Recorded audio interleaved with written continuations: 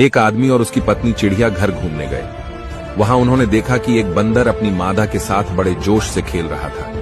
ये देखकर पत्नी ने पति से कहा, देखो कितना रोमांटिक जानवर है, अपनी मादा के साथ कितना प्यार से खेल रहा है। पति चुप रहा।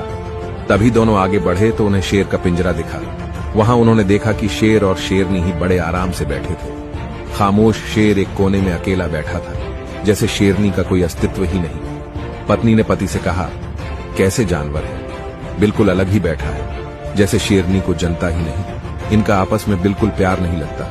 तभी पति ने पत्नी को एक पत्थर दिया और कहा, इसे बंदरिया की तरफ फेंको। पत्नी ने वैसे ही किया। उसने जैसे ही पत्थर फेंका, वह बंदर झट से अपनी मादा को छोड़कर अपनी जान बचाने के लिए पेड़ पर चढ़ गया। पति ने पत्नी को एक और पत्थर दिया और कहा, अब इसे शेरनी की तरफ फेंको।